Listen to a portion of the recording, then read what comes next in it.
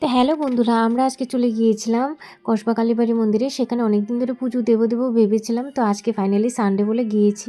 তো মায়ের জন্য শাঁখা সিঁদুর ফুল মালা প্রসাদ সব নিয়ে মাকে দর্শন করে তারপর ভোগটাও দিয়ে সেরে নিলাম। তারপর মায়ের দর্শনটা ভালো করে করে নিলাম। আর এখানে পুজোতে পুরুত মশাই বসেছিল, আমরা পুজোটাও দিয়ে নিয়েছি, পুজোও দেখে নিয়েছি। তারপর খাওয়া দাওয়ার পালা, ভীষণ খিদে পেয়ে গিয়েছিল। তো খেতে বসে গেছিলাম একটা রেস্টুরেন্টে, সেখানে ভেজই খেয়েছি। আমি যেখানে যাই সেখানে ভেজই খেতে ভালোবাসি। তো ভেজ খেয়ে সেখানে একটা দিঘি ছিল, বিরাট বড় দিঘি। তো সেখান থেকে না বাংলাদেশ বর্ডারও দেখা যায়, এত সুন্দর ছিল।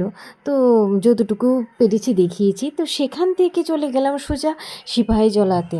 তো সেখানে গিয়ে অনেক বড় বড় সিংহ বাঘ দেখতে পেয়েছি। আমার ভীষণ ভালো লাগে বাঘ সিংহ এগুলো দেখতে। তো সেগুলো দেখলাম। এভরিওয়ান, আমরা চলে এসেছি কসবা থেকে ডাইরেক্ট সিপাহীজলাতে। তো এখানে তো পরিবেশটা ভীষণ সুন্দর, প্রকৃতির পরিবেশ, সব গাছ গাছরা পশু পাখি। তো দেখে নাও কি সুন্দর সুন্দর হরিণ, জুম করে দেখিয়ে দাও। তো এখানে আবার দেখতে পেয়েছিলাম রয়্যাল বেঙ্গল টাইগার। ওয়াও, ওটা আমাদের দিকে তাকিয়েছিল, যে ভয় লাগছিল। আর ছিল জলহস্তি, ওর সাথে ছিল অনেক বানর। তারপর সেখান থেকে বেরিয়ে পড়লাম, অনেক রাত হয়ে যাচ্ছিল, সিপাহীজলা বন্ধ করে দেবে আর বাড়ির উদ্দেশ্যে চলে আসলাম। দিনটা খুব ভালো কেটেছে।